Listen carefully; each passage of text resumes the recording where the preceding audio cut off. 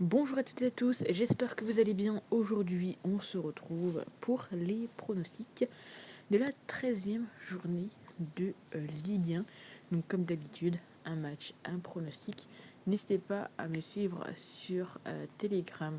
Surtout, c'est là où de temps en temps, voilà, je vous poste des pronostics et ce genre de choses. Donc on a presque atteint les 2200 abonnés. Il nous reste un mois pour le valider. En tous les cas, nous, on est parti.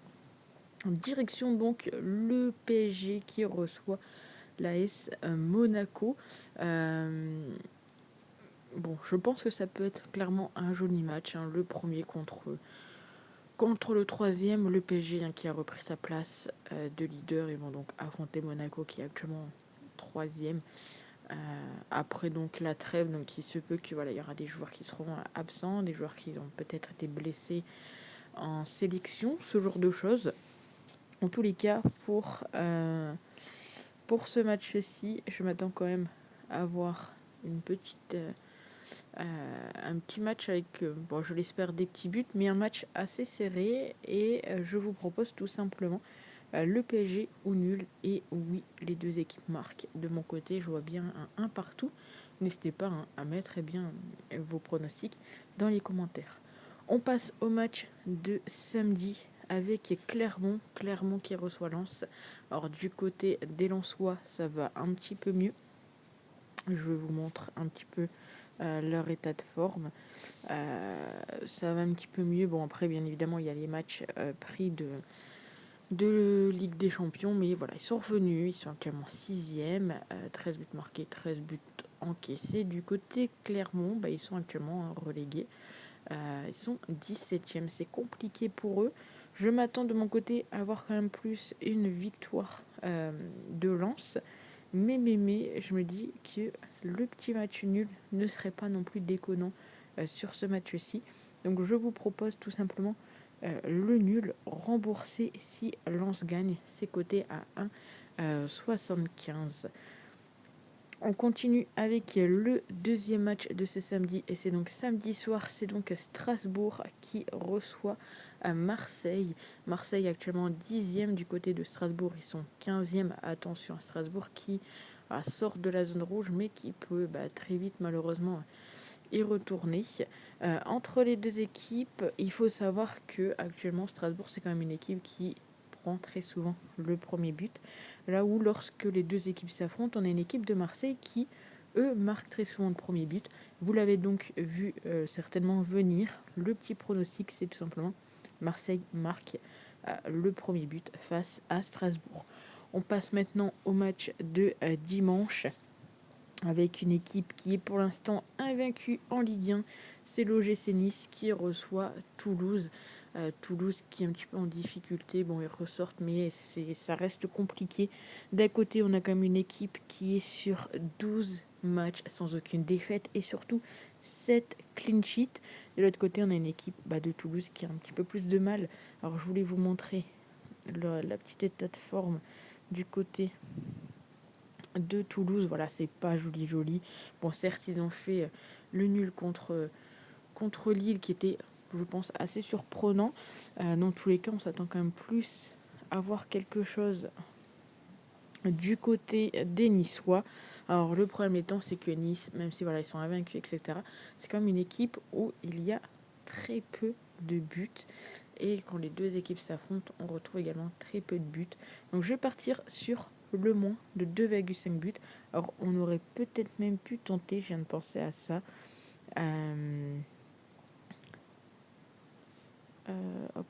Résultat et but. Voir si ça pourrait être un peu plus intéressant, mais j'ai quand même un doute. On pourrait peut-être plus partir même sur, pourquoi pas, la victoire. Enfin, si ça vous tente, moi je vais rester sur le moins de 2,5. Mais sur la victoire de Nice et le moins de 3,5, c'est coté à 2,03. Si potentiellement vous voulez une cote un peu plus élevée, ça semble plutôt cohérent. Ou même partir sur la double chance. On va regarder rapidement la double chance et le nombre de buts, à savoir le fait que Nice ne perd pas. Et encore une fois, le moins de 2,5, ça serait coté à 2. Bon, ici, on part juste sur le nombre de buts, mais voilà, vous avez d'autres petites possibilités si ça vous intéresse. On passe au match de Nantes contre le Havre, où les Nantais sont ici favoris. Nantes est actuellement 9e et le Havre, ils sont 7e. Alors, si je ne dis pas de bêtises, entre les deux, il y avait un pronostic qui m'intéressait, c'était surtout via la mi-temps.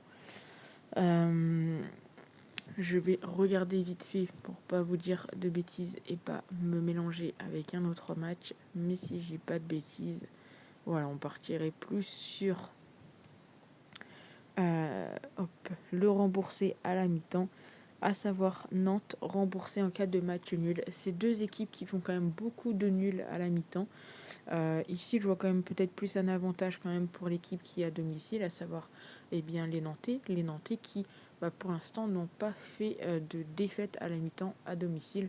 Donc c'est soit de la victoire, soit du nul. Donc c'est coté à 1,50, ça rentre parfaitement dans les cordes. On passe au match de Montpellier contre Brest, où du côté de Montpellier, c'est actuellement 12e, du côté de Brest 8e. Quand même 5 matchs sans victoire du côté des Brestois, très souvent perdant à la mi-temps, premier encaissé également. Du côté de Montpellier, on a bien évidemment un joueur qui est en forme, c'est Accor Adams. Alors je ne vais pas partir sur des buteurs. Là où c'est intéressant, c'est que Brest a des difficultés. Là où, quand il joue en plus contre Montpellier, c'est pas joli. Donc moi, je vous propose tout simplement Montpellier ou nul et le plus d'1,5 but qui est coté. Encore une fois, à 1,75. On a quand même pas mal de cotes à 1,75. Dernier match à 15h, c'est Lorient. Lorient qui reçoit Metz.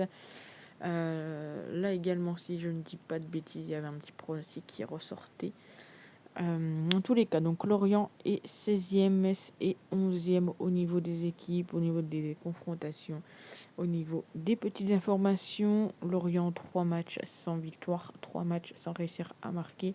Lorsque les deux équipes s'affrontent, on retrouve très souvent le plus de 2,5 buts et également les deux équipes marquent. Moi, là, ce qui m'intéressait, c'était surtout au niveau de la mi-temps. Parce que clairement, ce match-ci, je voyais bien un petit nul à la mi-temps. Qui me semblerait plus que plausible. C'est encore une fois des équipes, si je dis pas de bêtises, je regarde quand même pour pas vous dire d'âneries en même temps. Mais c'est quand même des équipes qui font pas mal de petits nuls à la mi-temps, hein, du côté de Metz. C'est quelque chose qui ressort quand même souvent. Hein, 7 sur les 12 matchs, pardon. 7 matchs où il y a eu match nul mi-temps. Du côté de Lorient, 8 matchs tout de même. Donc je pense que ça peut être intéressant de partir là-dessus. En tous les cas, même s'il y a une victoire, on ne s'attend pas à une grosse victoire. Je vois plus du 1-0 en tout cas sur ce match-ci. Mais donc je vous propose tout simplement de tenter. C'est pas de la double chance du coup. De tenter tout simplement. Alors après, vous pouvez bien évidemment tenter le rembourser. Le nul à la mi-temps qui est coté à 2,03. Sinon, il faudrait peut-être partir un peu plus sur... je regarde. Sur Lorient peut-être à domicile. Si vous voulez tenter le nul remboursé ici, il faudrait partir peut-être plus sur Lorient domicile. Le match à 17h05, c'est Rennes qui reçoit Reims. Les Rennais, si vous avez suivi un petit peu, ils ont eu des petites difficultés. Voilà, ils étaient bien partis. Et puis, petit coup de mou, j'ai envie de dire, du côté de Rennes. Ils vont en plus de ça jouer contre Reims, qui fait partie des top 5 attaques françaises. Mais voilà, Rennes également. Donc, on peut s'attendre à avoir un match avec pas mal de petits buts.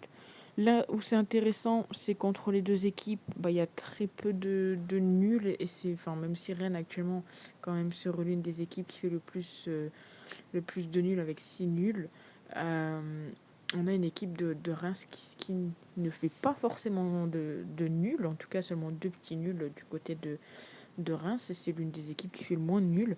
Moi là-dessus, je vais partir sur de la double chance avec Rennes ou Reims et le plus d'un avec du 5 buts, en espérant que cette petite trêve a fait du bien aux Rennais et qu'ils vont repartir voilà, de plus belle. On ne s'attendait pas voilà, à voir Rennes 13e et surtout seulement 2 petites victoires.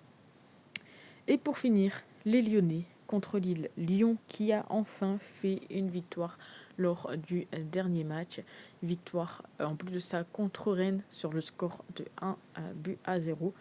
Bon, c'est quand même une équipe de Lyon qui se prend encore beaucoup de buts. Ici, ils ne sont pas du tout donnés favoris. De mon côté, j'ai un peu du mal également à les voir favoris sur ce match-ci, surtout que les Lillois sont plutôt quand même en bonne forme. Alors, du côté de Lille, il y a quand même quelque chose qui ressort, c'est que c'est pas forcément une équipe où il va y avoir beaucoup de buts. Si on regarde un petit peu les dernières confrontations, on a du 3-0, du 3-3, pardon, du 2-2. Donc je vais partir un peu dans cette optique-là, dans le fait que je vois plus Lille ou le match nul, et je vais repartir sur alors soit le plus de 1,5, soit peut-être ça peut être plus intéressant. Ouais, le moins 3,5 buts qui est ici coté à 1,85. Donc voilà pour les pronostics de la Ligue 1. N'hésitez pas à me dire ce que vous en pensez dans les commentaires, à mettre bien évidemment votre avis, à vous abonner si cela n'est pas déjà fait. Et puis nous, on se retrouve très vite pour une nouvelle vidéo. Ciao!